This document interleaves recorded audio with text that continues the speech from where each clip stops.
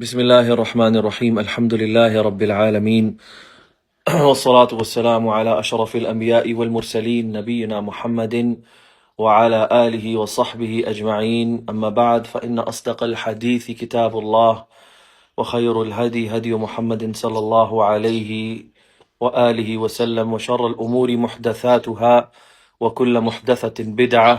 وكل بدعة ضلالة وكل ضلالة في النار وبعد الحمدللہ جس طرح کے ساتھی اور سامعین جانتے ہیں یہ سلسلہ وار دروس کی نشستوں کا آغاز ہے۔ آج اتوار 5 اپریل 2026 عیسوی سے، جس میں ہم سلسلہ وار طریقے سے شیخ الاسلام الامام المجدد محمد بن عبد الوہاب التمیمی رحمہ اللہ کی توحید اور شرک سے متعلقہ کتب کا مطالعہ شروع کر رہے ہیں،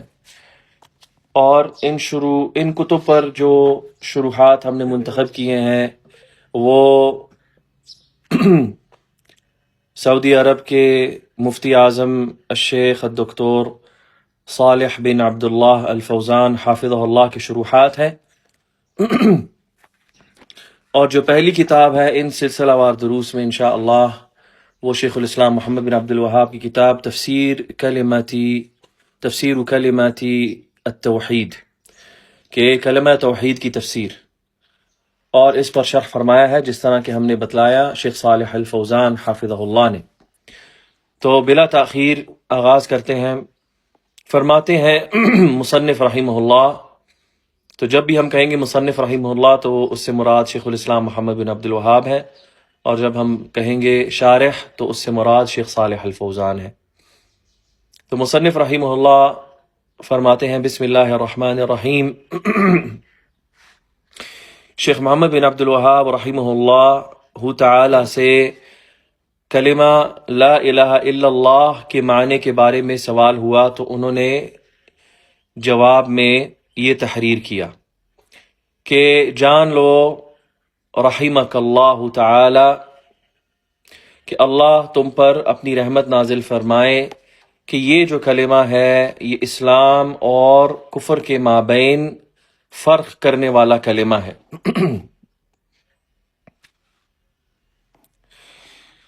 تو شارح حافظہ اللہ فرماتے ہیں بسم اللہ الرحمن الرحیم،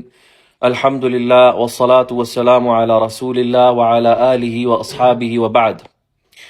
کلمہ لا الہ الا اللہ ایک عظیم کلمہ ہے جو کہ زبان پر خفیف، زبان پر ہلکا اور میزان میں بھاری ہے، کیونکہ یہ حقیقتاً اسلام کا مضمون ہے، لیکن یہ جو کلمہ ہے یہ محض تلفظ کے لیے نہیں بلکہ اس کا معنی ہے اور اس کے تقاضے ہیں، اور اسی طرح اس کے ارکان بھی ہیں اور اس کی شرائط بھی ہیں جن کی معرفت ہونا ضروری ہے۔ اور اگر اس کا محض تلفظ کرنا مقصد ہوتا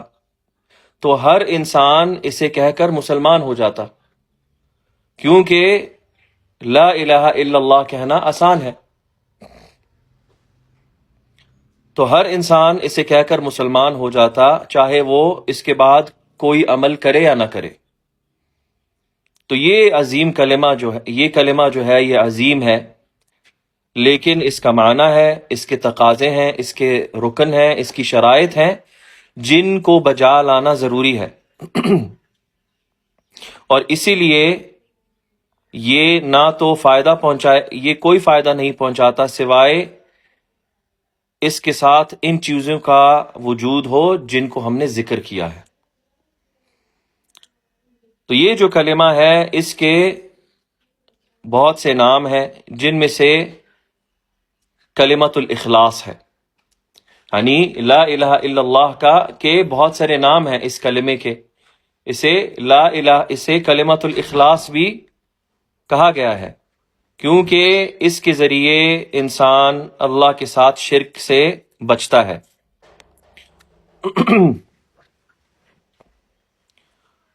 اور اسی سے وہ اللہ سبحانہ و تعالیٰ کی عبادت کو ثابت کرتا ہے،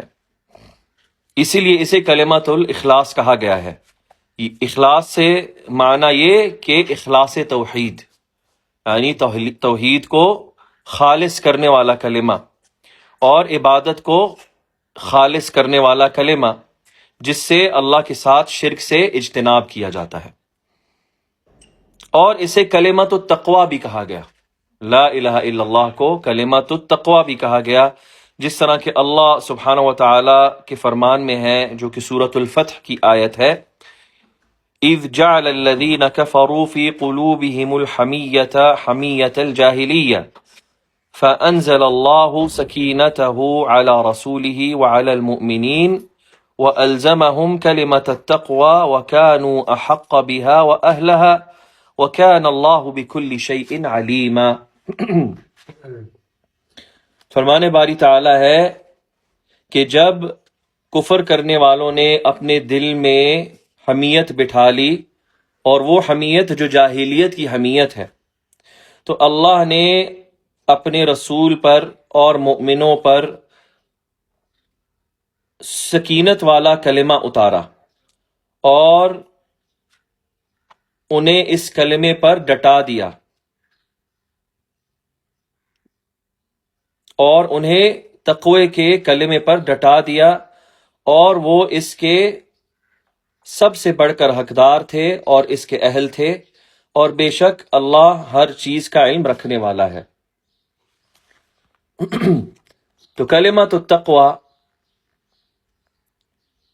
وہ لا الہ الا اللہ ہے، کیونکہ اس سے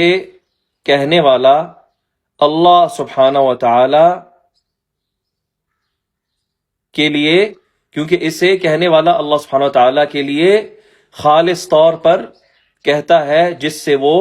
جہنم کی آگ سے اپنے آپ کو بچاتا ہے،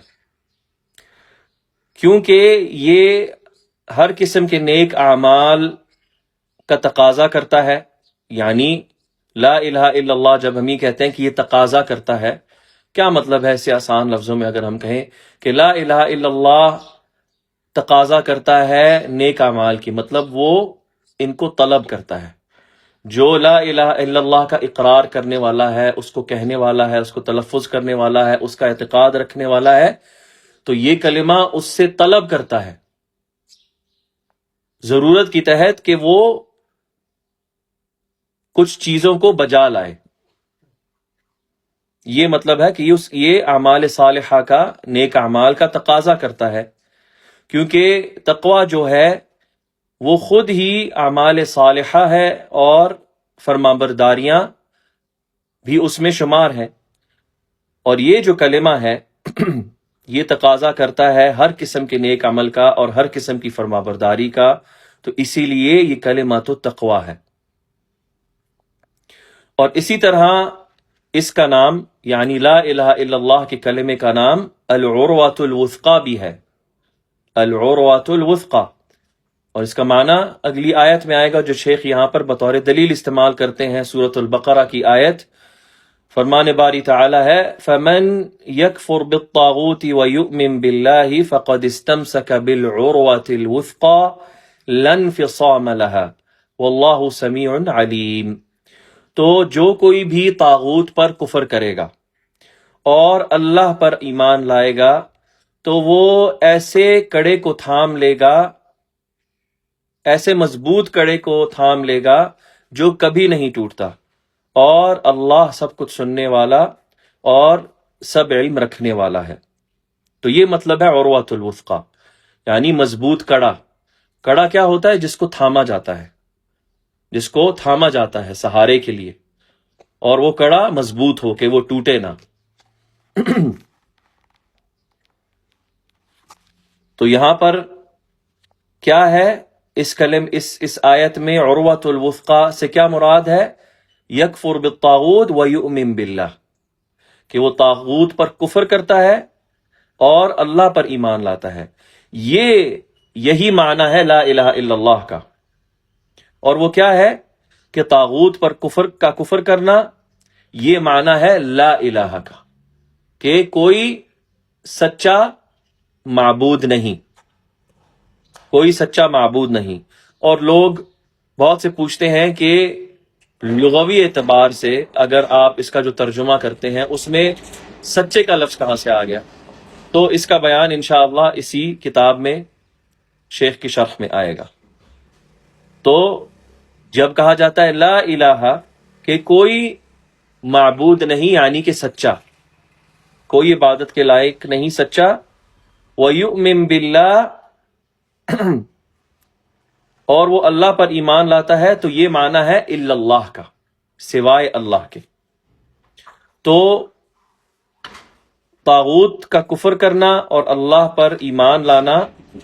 یہ معنی ہے، اور یہی تقاضا ہے لا الہ الا اللہ کا،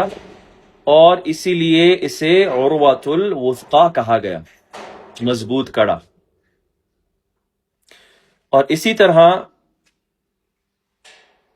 یہ ایسا ہی ہے کہ جس طرح شیخ نے یہاں پر فرمایا الفارقۃ بین الکفر والاسلام، کہ یہ جو کلمہ ہے لا الہ الا اللہ، یہ اسلام اور کفر کے درمیان فرق کرنے والا کلمہ ہے۔ تو جو کوئی بھی اسے کہتا ہے اس کے معنی کا علم رکھتے ہوئے، اس کے تقاضوں پر عمل کرتے ہوئے، تو وہ مسلمان کہلاتا ہے۔ اور جو کوئی بھی اسے ٹھکراتا ہے اور جو کوئی بھی انکار کرتا ہے اسے کہنے سے، یا اسے کہتا ہے لیکن وہ اس کا معنی نہیں جانتا، یا وہ اسے کہتا ہے لیکن اس کے تقاضوں پر عمل نہیں کرتا، تو ایسا شخص مسلمان نہیں حتیٰ کہ وہ اس کا معنی جان لے، اس پر عمل کر لے، اس کے تقاضوں پر ظاہری طور سے اور باطنی طور سے۔ تو یہ جو نام ہے لا الہ الا اللہ کے، کلمۃ الاخلاص، اخلاص کا کلمہ، کلمۃ التقوی، تقوی کا کلمہ، عروۃ الوثقی، مضبوط کڑا، اور وہ کلمہ جو اسلام اور کفر کے مابین فاصلہ ہے، فرق ہے، یہ سارے کے سارے جو نام ہیں یہ لا الہ الا اللہ کے نام ہیں۔ کیونکہ بہت سے ایسے لوگ ہیں جو اہتمام نہیں کرتے اس کلمے کے تقاضوں کے، اس کا اہتمام نہیں کرتے، اس کے ساتھ کہ بہت سے ایسے لوگ ہیں، اس کے باوجود کہ بہت سے ایسے لوگ ہیں جو اس کو تلفظ کرتے ہیں اور اسے بطور اللہ کا ذکر لیتے ہیں، لا الہ الا اللہ کو، جس طرح کے صوفی لوگ جو تصوف کے ماننے والے ہوتے ہیں اور اس پر عمل کرنے والے ہوتے ہیں، تو ان کے صبح اور شام کے جو اذکار ہیں ان میں لا الہ الا اللہ بھی شمار ہوتا ہے، بلکہ ان میں لا الہ الا اللہ 1000 مرتبہ شمار ہوتا ہے صبح شام کے اذکار میں، لیکن اس کے باوجود وہ غیر اللہ کو پکارتے ہیں۔ اس کلمے کو 1000 دفعہ صبح شام کے اذکار میں دہرانے کے باوجود وہ غیر اللہ کو پکارتے ہیں، تو یہ ان کو کوئی فائدہ نہیں پہنچاتا۔ تو پھر یہ کلمہ انہیں کوئی فائدہ نہیں پہنچاتا، کیونکہ وہ اس کے تقاضوں پر عمل نہیں کرتے۔ تو وہ اسے کہتے تو ہیں اور اسے پڑھتے تو ہیں اپنے وردوں میں اور اسے دہراتے بھی ہیں، لیکن اس کے ساتھ ساتھ وہ مردوں کو پکارتے ہیں اور وہ قبروں سے استغاثت کرتے ہیں، پناہ طلب کرتے ہیں، مشکل کشائی طلب کرتے ہیں، اور اسی طرح وہ اپنے مختلف صوفی طریقوں کے شیخوں، پیروں، فقیروں کی پیروی کرتے ہیں، جو ان کے لیے مختلف قسم کی عبادتیں مقرر کرتے ہیں جنہیں نہ اللہ نے نہ اس کے پیغمبر نے شریعت میں کا حصہ بنایا۔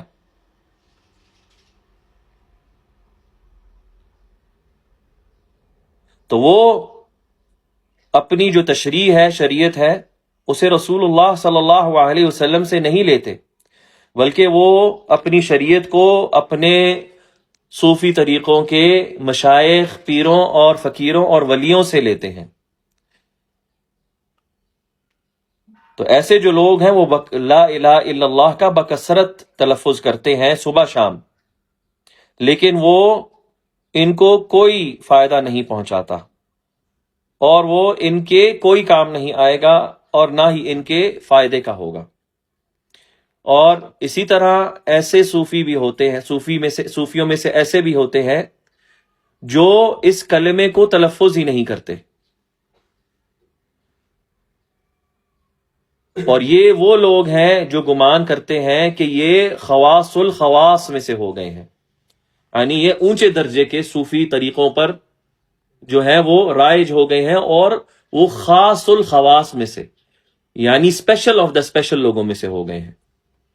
تو وہ لا الہ الا اللہ نہیں کہتے، بلکہ کہتے ہیں اللہ اللہ اللہ اللہ اللہ، یوں دہراتے ہیں، اور وہ اپنے آپ کو کہتے ہیں کیونکہ ہم خاص الخواص ہیں، ہمیں لا الہ الا اللہ کہنے کی ضرورت نہیں، ہمارے لیے اللہ اللہ اللہ دہرانا کافی ہے، اور یہ ان کا ذکر بن جاتا ہے، اور وہ اسے یوں ہی دہراتے رہتے ہیں، اس کی تکرار کرتے رہتے ہیں، اللہ اللہ اللہ اللہ اللہ، یہ ان کا ذکر ہوتا ہے۔ اس کے باوجود کہ اس کا جو مفید جملہ ہے اس کو لانا ضروری ہے، یعنی جو معنی ہے لا الہ الا اللہ وہ مفید جملے کے ساتھ آنا چاہیے، اس کا معنی یعنی کوئی مطلب ہونا چاہیے اس کا۔ جہاں تک اللہ اللہ اللہ کہنے کا تعلق ہے تو یہ تو محض اسم ہے، اس میں جلالہ ہے، اللہ کا خوبصورت نام ہے، اس کا کوئی انکاری نہیں کہ اللہ کا نام ہے، اور بہت سے اہل علم نے کہا ہے کہ یہ وہ نام ہے جس سے اللہ کے باقی سارے نام مشتق ہیں، اس نام سے نکلے ہیں۔ اللہ اس میں اعظم بھی کہا گیا ہے اس کو، یہ اللہ کا محض نام لینا، اس کا تلفظ کرنا، اس میں کوئی فائدہ نہیں، اس کا کوئی مطلب نہیں۔ اور بعض ان میں سے ایسے ہیں جو لفظ جلالہ بھی نہیں کہنا کہنے کو بھی جو ہے اس سے بھی گریز کرتے ہیں، بلکہ پھر وہ کہتے ہیں ہو، یہ ذکر بن جاتا ہے ان کا۔ لا الہ الا اللہ سے ہٹ کے اللہ پر آئے، اللہ اللہ اللہ کا ذکر بنایا، اس سے بھی جو خاص والے صوفی ہوتے ہیں پھر وہ اللہ کو بھی ہٹا کے ہو وہ یہ کہنے لگ جاتے ہیں۔ اور ہو کیا ہے؟ ضمیر غائب ہے، یعنی جب ہم کسی تیسرے بندے کے بارے میں بات کرتے ہیں، وہ هو اللہ الذی، وہ اللہ ہے جو کہ، تو ہو کا کیا مطلب ہے عربی میں؟ وہ۔ تو آپ سوچیں کوئی ذکر کر رہا ہے اور وہ کیا کہہ رہا ہے؟ وہ ہوتا ہے کہ انسان دنگ ہوتا کہتا ہے وہ کیا ہو گیا، وہ مسلسل دنگ ہوتا جا رہا ہے، اور اس کی زبان کہہ رہی ہے وہ کیا ہو گیا، آگے بھی تو کچھ بولو، کوئی مطلب ہو۔ ہاں وہ کہتے ہیں یہ شارٹ فارم ہے، تو لوگوں کو پھر سلام بھی نہیں کرنا چاہیے، ان کو کہنا چاہیے کیا کہتے ہیں آج کل جو میسیجز میں لکھتے ہیں، AOA کہنا چاہیے۔ اب یہ عبادتیں ہیں، یہ جو ہمارا جو سلام ہے مسلمانوں کا، یہ توحید کی دلالت ہے، علامت ہے۔ السلام علیکم ہمارے دین اسلام کی تحیت ہے یہ۔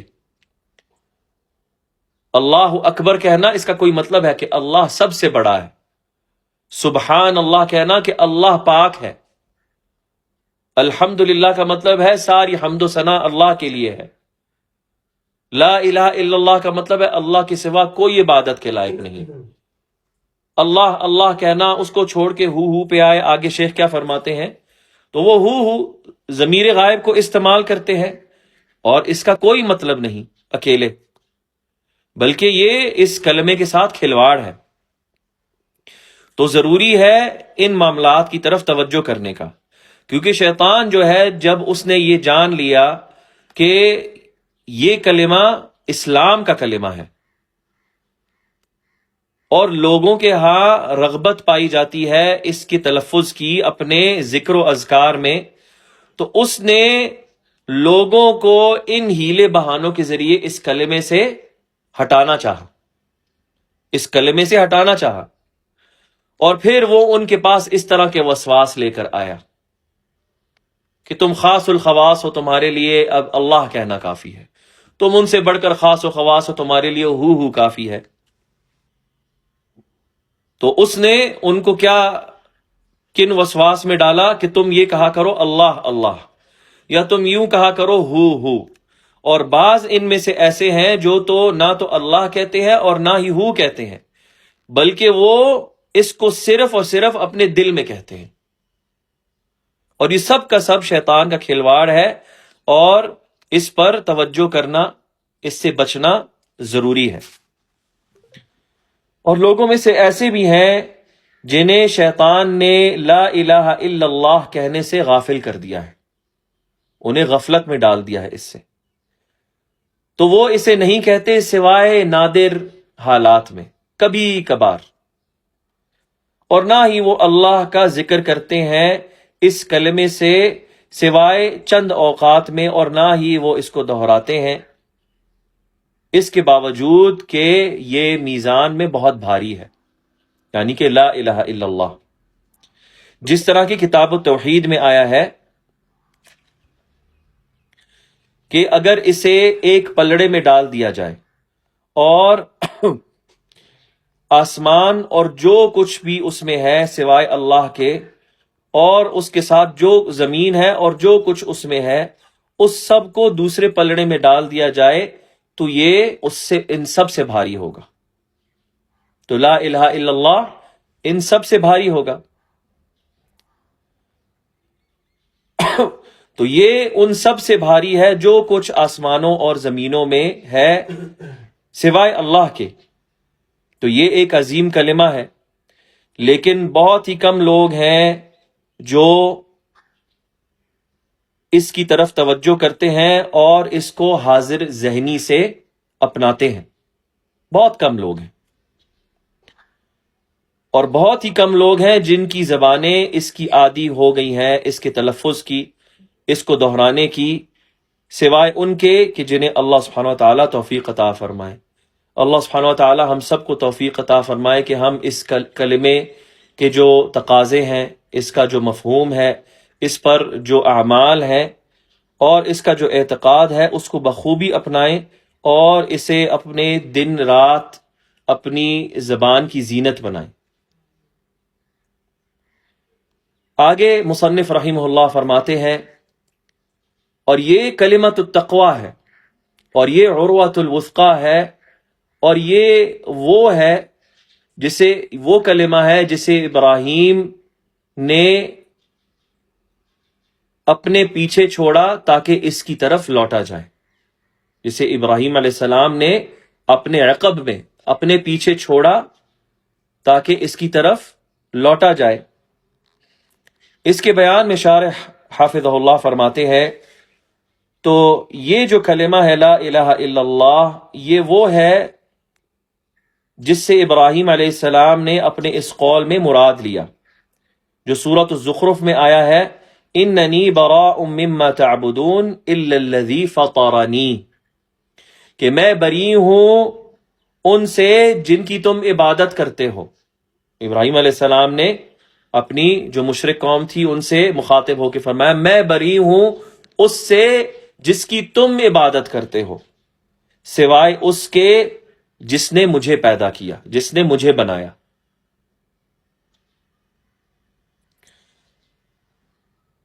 تو یہ وہ معنی ہے لا الہ الا اللہ کا، انی براء، میں بری ہوں، یہ معنی ہے نفی کا جو لا الہ الا اللہ میں آتی ہے، کہ ابراہیم علیہ السلام نے نفی کی کہ میں براءت کرتا ہوں ان سے جن کی تم عبادت کرتے ہو، یہ معنی آیا ہے نفی کا لا الہ میں، جو کلمہ کا پہلا حصہ ہے، الا الذی فطرنی، سوائے اس کے جس نے مجھے پیدا کیا، یہ معنی ہے اس بات کا جو آیا ہے الا اللہ میں، سوائے اللہ کے۔ وجعلها، مطلب ابراہیم علیہ السلام نے اس کلمے کو کلمۃ باقیۃ فی عقبہ بنا دیا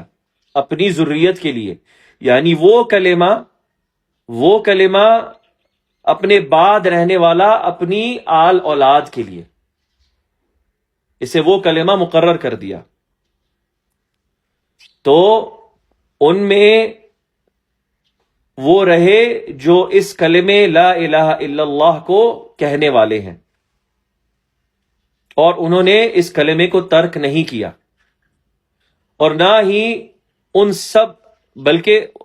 ان سب نے مل کر اس کلمے کو ترک نہیں کیا، اور نہ ہی ان سب نے شرک کیا، بلکہ ان میں سے ایسے بھی تھے جنہوں نے اس کلمے کو کہا اور اس پر استقامت اختیار کی، اس پہ ثابت قدمی اختیار کی، چاہے وہ ان کی تعداد کم ہی کیوں نہ ہو یا وہ کچھ زمانوں میں کچھ افراد ہی کیوں نہ ہو۔ لیکن جب محمد صلی اللہ علیہ وآلہ وسلم کو مبعوث کیا گیا، انہیں بھیجا گیا، یعنی کہ مبعوث کرنا، بعثت کرنے کا مطلب ہوتا ہے پیغمبر بنا کے بھیجنا۔ جب محمد صلی اللہ علیہ وسلم کو پیغمبر بنا کر بھیجا گیا تو انہیں اس کلمے کے ساتھ بھیجا گیا۔ تو اسی لیے آپ صلی اللہ علیہ وآلہ وسلم نے فرمایا امرت ان اقاتل الناس حتی یقولوا لا الہ الا اللہ،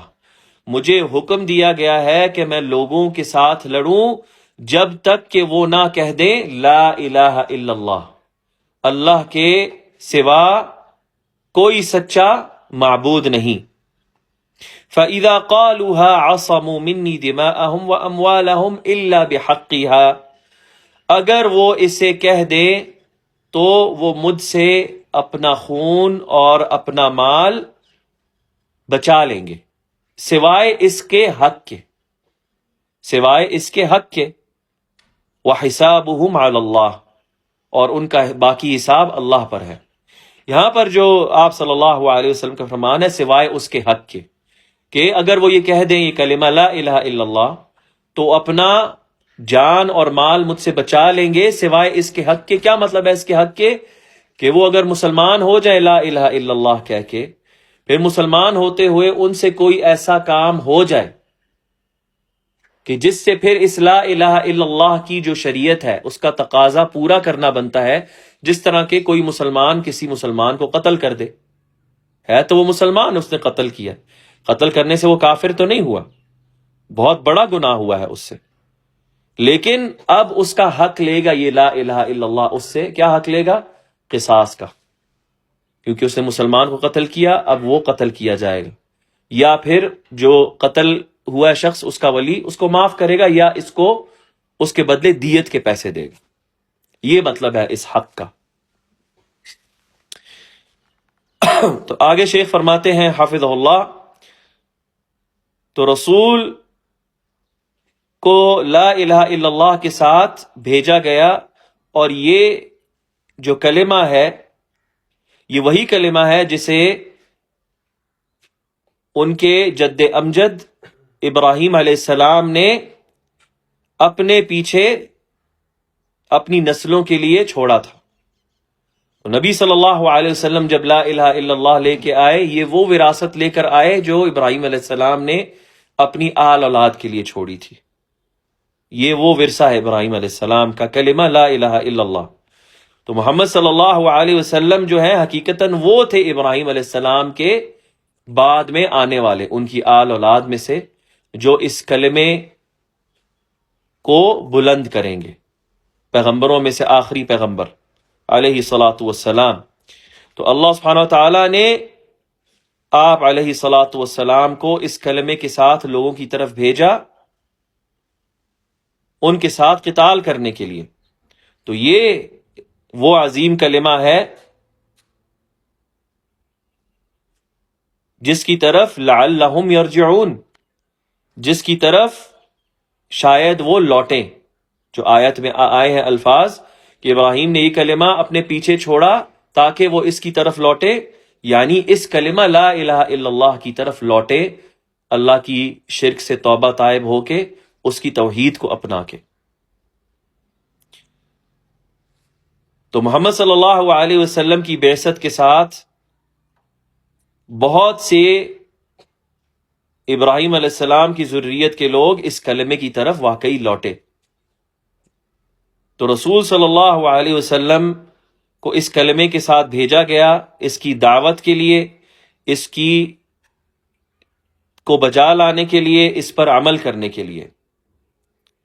بلکہ جتنے بھی پیغمبر تھے ان سب کو اس کلمے کے ساتھ بھیجا گیا، جس طرح کہ اللہ سبحانہ وتعالیٰ نے سورۃ النحل میں فرمایا ہے وَلَقَدْ بَعَثْنَا فِي كُلِّ أُمَّةٍ رَسُولًا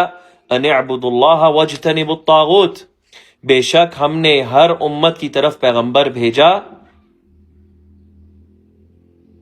یہ اعلان کرواتے ہوئے اس سے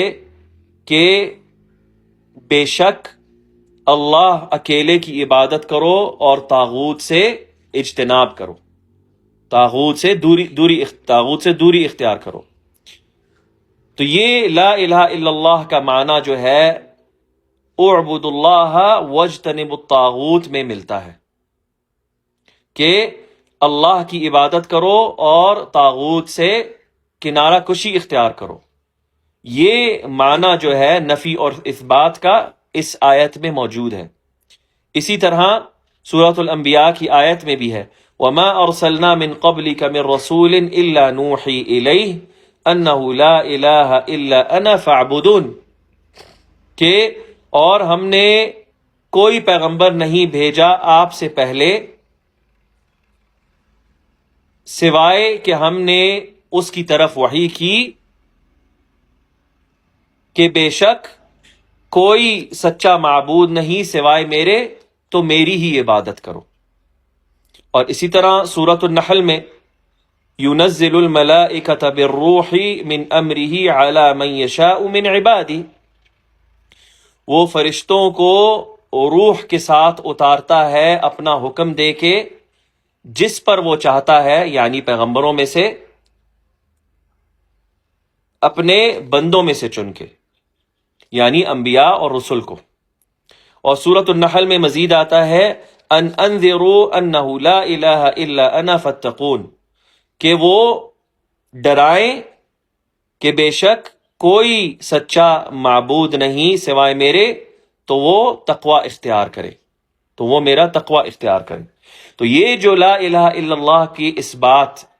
اور نفی کا جو مطلب ہے، یہ ان ساری آیتوں میں موجود ہے کہ اس میں اللہ کے سچے الہ ہونے کا اس بات ہے، اور اس کے علاوہ جن کو چیزوں کی بھی عبادت کی جاتی ہے ان کی نفی کا ذکر ہے۔ تو ہر پیغمبر جو ہے وہ لا الہ الا اللہ کے ساتھ بھیجا گیا، لیکن ابراہیم علیہ السلام وہ پیغمبر ہیں جنہوں نے اس کلمے کو اپنے پیچھے باقی رکھا اپنی آل اولاد میں تا قیامت کے لیے۔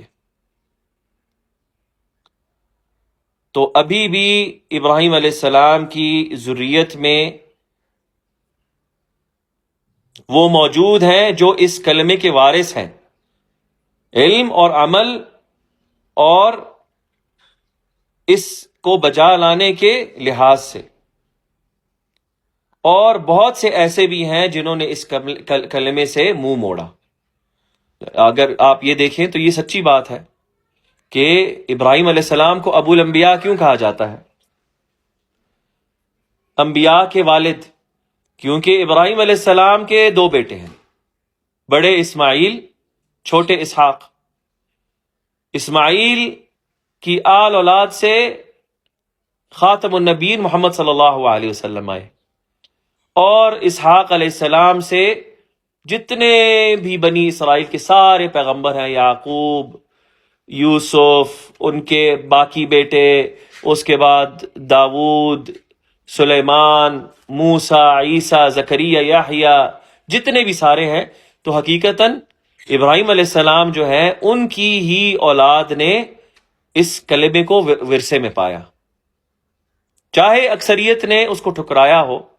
یا ان میں خلل ہوا ہو، لیکن ابراہیم علیہ السلام کی آل اولاد نے اس کلمے کو ورثے میں پایا۔ نعم۔ تو آگے مصنف رحمہ اللہ فرماتے ہیں، تو مراد اس کلمے کا زبان سے تلفظ کرنا یا اسے کہنا نہیں، جہالت کے ساتھ، اس کے معنی کی جہالت ہوتے ہوئے، یعنی یہ مقصد نہیں ہے اس کلمے کا۔ تو شارح حافظ اللہ فرماتے ہیں، تو لا الہ الا اللہ کے قول کا مقصود یہ ہرگز نہیں کہ اسے زبان سے صرف کہا جائے بغیر اس کے معنی کا فہم رکھتے ہوئے، بغیر اس کے معنی کا فہم رکھتے ہوئے، بلکہ ضروری ہے کہ آپ اس لا الہ الا اللہ کا معنی جانیں، اور اگر آپ اسے کہیں اور آپ کو اس کا معنی پتہ نہ ہو تو پھر آپ اس کا عقیدہ نہیں رکھ سکتے جس پر یہ دلالت کرتا ہے. یعنی اگر ایک انسان لا الہ الا اللہ کہتا ہے لیکن وہ اس کا صحیح معنی اور مفہوم نہیں سمجھتا، تو پھر وہ جو تقاضا ہے اس کلمے کا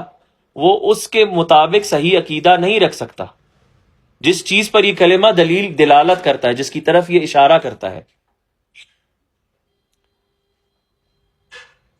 تو کیسے انسان ایک عقیدہ رکھ سکتا ہے اس چیز کا جس سے وہ جاہل ہو؟ تو یہ ضروری ہے کہ آپ اس کا معنی جانیں، حتیٰ کہ آپ اس کے مطابق اپنا عقیدہ رکھ سکیں. جو آپ اپنے دل میں رکھیں، جسے آپ اپنے دل میں مانیں، جس کو آپ اپنی زبان سے کہیں. تو لازم ہے کہ آپ لا الہ الا اللہ کا معنی جانیں. جہاں تک محض اس کو زبان سے تلفظ کرنے کا تعلق ہے بغیر اس کے معنی کے مفہوم کے، تو پھر اس کا کوئی فائدہ نہیں. اس کے ساتھ ہی یہ کافی نہیں کہ دل سے اس کا اعتقاد رکھا جائے اور زبان سے اسے تلفظ کیا جائے، بلکہ یہ ضروری ہے کہ اس کے ساتھ ساتھ اس کے تقاضوں پر عمل کیا جائے، اس کے تقاضوں کو پورا کیا جائے. اور وہ اللہ کی عبادت کو خلوص کے ساتھ بجا لانے سے ہوتا ہے، اور اس کے سوا دوسروں کی عبادت کو ترک کرنے سے. تو لا الہ الا اللہ جو ہے یہ وہ کلمہ ہے جو کہا جاتا ہے، تلفظ کیا جاتا ہے، اس کا علم رکھا جاتا ہے، اس پر عمل کیا جاتا ہے. یہ صرف محض تلفظ کرنے والا کلمہ نہیں. جہاں تک مرجئہ فرقے کا تعلق ہے، مرجئہ ایک فرقہ ہے جو اسلام کے اوائل میں نمودار ہوا، ان کو مرجئہ کہا جاتا ہے. تو وہ ان کا کیا عقیدہ ہے لا الہ الا اللہ کے تعلق سے؟ وہ یہ کہتے ہیں کہ لا الہ الا اللہ کا تلفظ کرنا کافی ہے، یا اس کا تلفظ کرنا اور اس کے معنی کا اعتقاد رکھنا دل میں یہ کافی ہے، لیکن اس پر عمل کرنا لازم نہیں. یہ مرجئہ کا عقیدہ ہے. تو جو شخص بھی اس کلمے کو کہتا ہے لیکن وہ اس پر کسی بھی چیز پر عمل نہیں کرتا جو اس کی لوازمات میں سے ہے، تو ایسا شخص ان لوگوں کے ہاں اہل جنت میں سے ہے. چاہے وہ نہ نماز پڑھے، نہ زکوٰۃ اخراج کرے، نہ حج کرے، نہ روزہ رکھے، اور چاہے وہ فحاشی کرے، بڑے گناہوں میں ملوث ہو، زنا کاری کرے، چوری چکاری میں ملوث ہو، شراب پیے، اور جو چاہے وہ کرے گناہوں میں سے، اور وہ جتنی بھی فرمانبرداریاں ہیں ان سب کو ترک بھی کر دے، وہ پھر بھی اہل جنت میں سے ہے. کیونکہ ان کا کیا عقیدہ ہے کہ اس کے لیے کافی ہے کہ وہ لا الہ الا اللہ ہے اس کے پاس، یعنی اس نے کہہ دیا اور وہ دل میں اس کو مانتا ہے بس. یہ مرجئہ کا مذہب ہے، یہ ان کا عقیدہ ہے جو عمل کو ایمان کی حقیقت سے علیحدہ کرتے ہیں.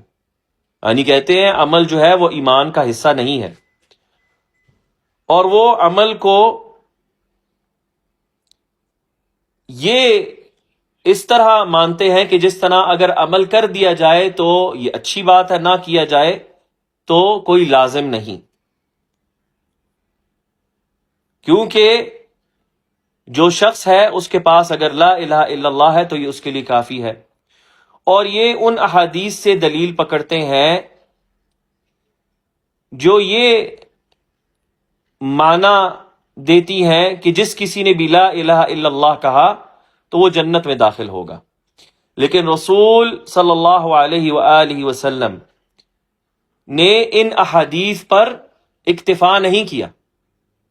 یعنی یہ احادیث نبی صلی اللہ علیہ وسلم سے مروی ہیں کہ جس نے بھی لا الہ الا اللہ کہا وہ جنت میں داخل ہوا، لیکن نبی صلی اللہ علیہ وسلم نے صرف ان احادیث پر اکتفا نہیں کیا، بلکہ رسول صلی اللہ علیہ وآلہ وسلم کی ایسی دوسری احادیث بھی ہیں جو ان احادیث کے معنی کی تحدید بیان کرتی ہیں، ان کی حد بیان کرتی ہیں، یعنی ان کا صحیح مفہوم بیان کرتی ہیں. تو یہ ضروری ہے کہ رسول صلی اللہ علیہ وسلم کے کلام کو جمع کر کے ایک دوسرے کے ساتھ جوڑ کر سمجھا جائے، نہ کہ آپ صلی اللہ علیہ وسلم کے کلام کی ایک طرف لے لی جائے اور دوسری طرف کو ٹھکرا دیا جائے. کیونکہ رسول صلی اللہ علیہ وسلم کا جو کلام ہے وہ ایک دوسرے کو بیان کرتا ہے، ایک دوسرے کی تفسیر کرتا ہے اور ایک دوسرے کی وضاحت کرتا ہے. جہاں تک اس شخص کا تعلق ہے کہ جو آپ کے کلام کے ایک حصے کی طرف داری کرتا ہے اور دوسرے کلام کی طرف داری نہیں کرتا، تو ایسا جو شخص ہے وہ گمراہ کن لوگوں میں سے ہے جو تابع داری کرتا ہے ما تشابہ منہ ابتغاء الفتنہ وابتغاء تأویلہ، یعنی جو تابع داری کرتا ہے ان چیزوں کی قرآن کی آیات میں سے جو متشابہ ہیں فتنہ ڈھونڈنے کے لیے اور ان کی تحریف کرنے کے لیے. یعنی اللہ سبحانہ وتعالیٰ نے بیان کیا اپنی کتاب میں کہ قرآن میں متشابہ آیات بھی ہیں اور محکم آیات بھی ہیں.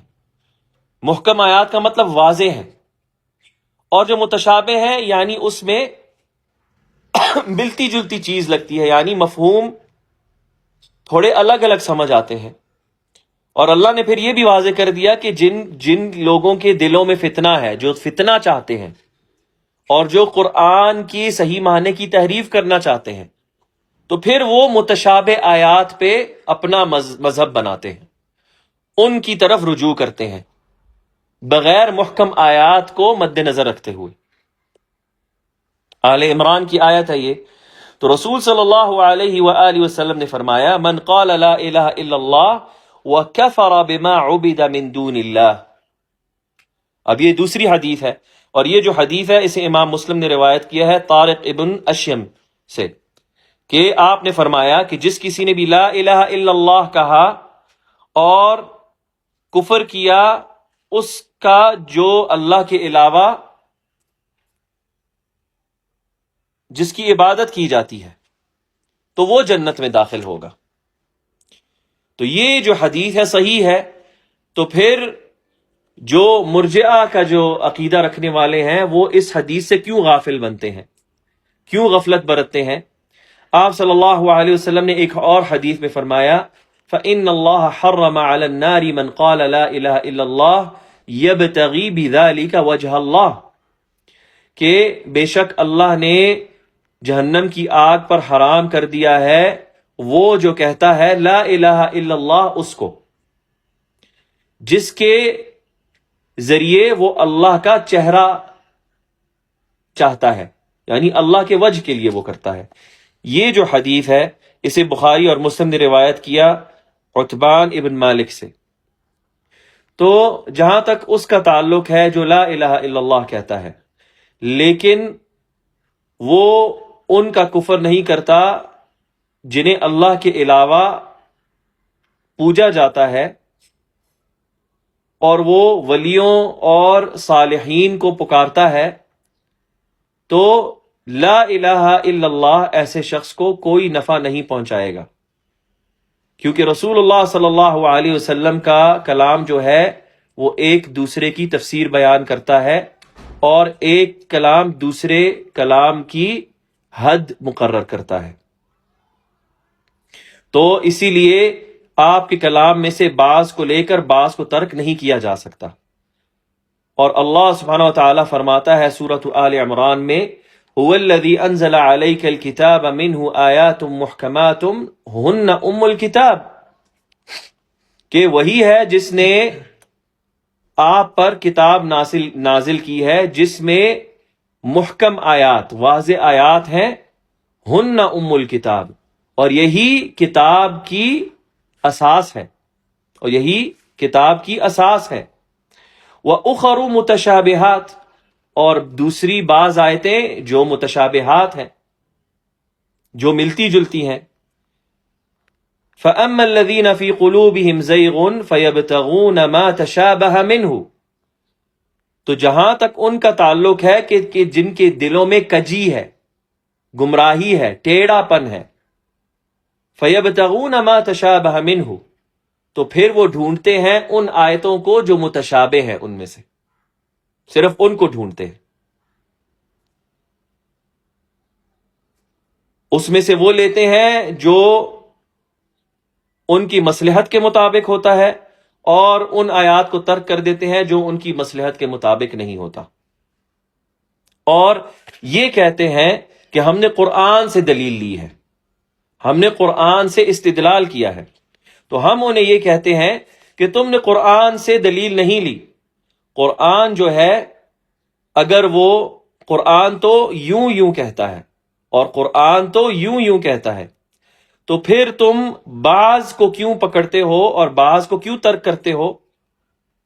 جبکہ اللہ سبحانہ وتعالی سورہ آل عمران میں فرماتا ہے وَالرَّاسِخُونَ فِي الْعِلْمِ يَقُولُونَ آمَنَّا بِهِ كُلٌّ مِّنْ عِنْدِ رَبِّنَا،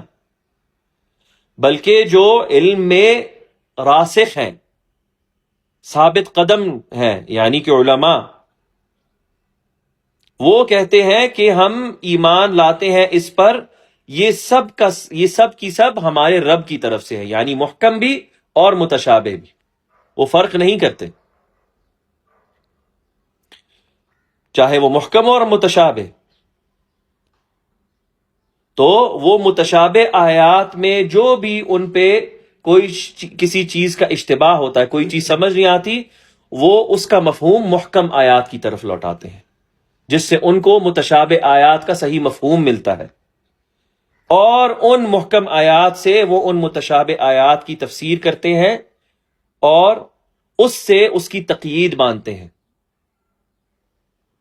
اور اس سے اس کی تفصیل پکڑتے ہیں۔ جہاں تک اس کا تعلق ہے کہ وہ صرف متشابہ کو لیں اور محکم کو ترک کر دیں، تو پھر یہ طریقہ گمراہ کن لوگوں کا ہے۔ تو وہ لوگ جو اس حدیث کو پڑھتے ہیں کہ جس کسی نے بھی کہا لا الہ الا اللہ وہ جنت میں داخل ہوا، اور وہ اسی پر اکتفا کرتے ہیں، اور وہ دوسری جو واضح احادیث ہیں جو اس حدیث کا مفہوم، اس کی قیود، اس کی حدیں بیان کرتی ہیں، اس کی طرف نہیں لوٹتے، اس میں تفصیل جو آئی ہے اس کو نہیں لیتے، تو ایسے لوگ جو ہیں وہ گمراہ کن لوگ ہیں، ایسے جو لوگ ہیں وہ گمراہ کن لوگ ہیں۔ تو اسی لیے طالب العلم پر یہ ضروری ہے کہ وہ اس عظیم قاعدے کو سمجھے، کیونکہ یہ وہ ستون ہے دین کا، اور یہ وہ بنیاد ہے ملت کی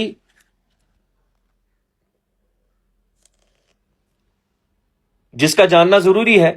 اور مقصد یہ نہیں ہے کہ آپ آیت کو، کسی آیت کو یا کسی حدیث کو لے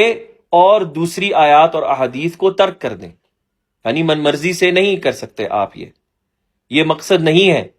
قرآن کی آیات کا اور نبوی احادیث کا، بلکہ جو مقصد ہے وہ یہ ہے کہ آپ پورے قرآن کو مانیں، اس کو قبول کریں، اور آپ جتنی بھی سنت ہے نبی صلی اللہ علیہ وسلم کی اس سب کو اپنائیں، اور اسی طرح جو اہل علم کا کلام ہے اس کو بھی، کیونکہ اگر کوئی عالم کوئی کلام کہتا ہے، آپ اس کے ایک علیحدہ کلام کو نہیں پکڑتے، حتیٰ کہ آپ اس کے پورے اس کلام کو اس کی پوری عبارت کے ساتھ جوڑ کر نہیں لیتے، اور آپ اس کی کتابوں میں سے جو اس نے لکھی ہیں ان کی طرف رجوع نہیں کرتے، کیونکہ اس کی کتاب میں بہت سی جو چیزیں ہیں جن کا مجمل اگر بیان کسی جگہ پر ہے تو اس کا تفصیلی بیان دوسری جگہوں پر مل جاتا ہے، کیونکہ علماء جو ہیں وہ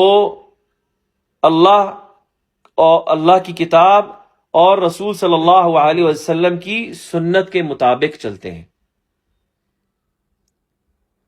تو وہ جو مطلق ہے اس کو مقید کی طرف لوٹاتے ہیں ان کے کلام میں سے۔ تو طالب علم جو ہے اس پر یہ ضروری ہے کہ وہ اس قاعدے کو اپنائے اور ہمیشہ اپنے ساتھ رکھے، یعنی اسے ترک نہ کرے، اور وہ جو گمراہ کن لوگ ہیں ان کے طریقے سے بچے جو صرف ان چیزوں کو لیتے ہیں شریعت میں سے جو ان کے مصلحت کے ساتھ جڑتی ہوں، اور ان چیزوں کو ترک کر دیتے ہیں، پیٹھ پیچھے پھینک دیتے ہیں جو ان کی مصلحت کے ساتھ نہ ملتی ہو، چاہے وہ کتاب میں سے ہو، سنت میں سے ہو، یا اہل علم کے کلام میں سے، بلکہ وہ ان تینوں میں سے نقل کرنے میں گڑبڑ سے کام لیتے ہیں، یعنی کہ جب وہ کتاب، سنت یا علماء کے کلام میں سے نقل کرتے ہیں تو وہ امانت سے نقل نہیں کرتے، بلکہ وہ اس میں ہیرا پھیری سے کام لیتے ہیں۔ تو وہ بعض کلام کو نقل کرتے ہیں، بعض کلام کو ترک کر دیتے ہیں، یا پھر وہ دوسرے کلام کو ترک کرتے ہیں جو پہلے کلام کی وضاحت کرتا ہے، اور وہ ایسے کلام کو تھام لیتے ہیں جس میں تشبیہ پائی جاتی ہے، اس کلام کے عوض بدلے جس میں بیان پایا جاتا ہے۔ تو بہت سے ایسے لوگ جو علم کے دعوے دار ہوتے ہیں وہ اس چیز سے غافل ہیں، چاہے وہ گمراہ کرنے کی قصد سے کرتے ہوں، چاہے وہ جہالت کی بنا پہ کرتے ہوں، تو ضروری ہے کہ ان معاملات کی معرفت رکھی جائے، اور یہ اصول اور قواعد جو ہے وہ طالب العلم کے پاس ہونا ضروری ہے، اور انشاءاللہ اسی پر اکتفا کرتے ہیں، اور اللہ سبحانہ وتعالیٰ نے چاہا تو اگلے ہفتے اگلی نشست میں